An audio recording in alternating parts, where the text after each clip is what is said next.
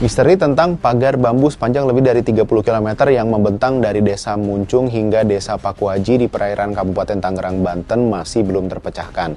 Sampai sekarang belum diketahui tujuan pembangunannya dan siapa dalang dibalik pemasangan pagar ini. Fakta mengejutkan terungkap saat Ombudsman RI melakukan pemeriksaan pada 5 Desember 2024. Pagar laut Tangerang ini ternyata tidak hanya terdiri dari satu lapis, melainkan beberapa lapis menyerupai labirin. Bagaimana kelanjutannya?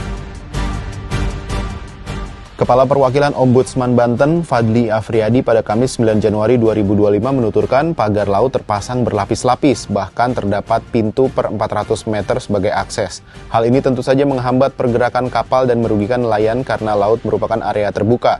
Selain itu, terjadi penimbunan tambak dan aliran sungai. Penimbunan berdampak buruk pada lingkungan ataupun warga sekitarnya. Pagar laut disebut merugikan ekosistem laut dan nelayan setempat.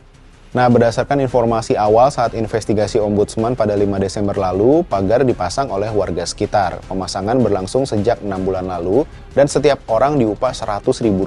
Meski demikian, identitas pihak yang memerintahkan pemasangan pagar ini belum terungkap. Pagar laut di Tangerang ini awalnya ditemukan terbuat dari bambu setinggi 6 meter, dilengkapi dengan anyaman bambu, paranet, dan pemberat dari karung berisi pasir. Bahkan di dalam area pagar terdapat sekat-sekat berbentuk kotak sederhana. Informasi pertama tentang pagar ini diterima Dinas Kelautan dan Perikanan atau DKP Banten pada 14 Agustus 2024. Saat itu panjang pagar yang terpantau baru sekitar 7 km.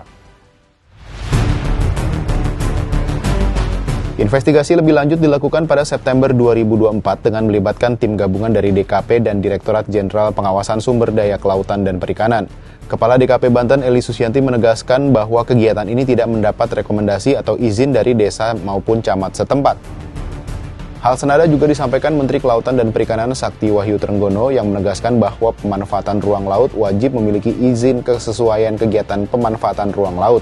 Pelanggaran terhadap aturan ini dapat dikenai sanksi termasuk pencabutan struktur yang tidak berizin. Sementara itu, Kementerian Kelautan dan Perikanan telah menyegel pagar laut ini dan mencari pelakunya. Penyelidikan lebih lanjut dilakukan untuk mengungkap pihak yang bertanggung jawab atas pemasangan pagar tersebut. Tak hanya itu, KKP juga berkomitmen menyelesaikan investigasi dan membawa pihak yang bertanggung jawab ke ranah hukum. Langkah ini penting untuk memastikan bahwa pengelolaan sumber daya laut di Indonesia dilakukan secara berkelanjutan dan sesuai dengan peraturan yang berlaku.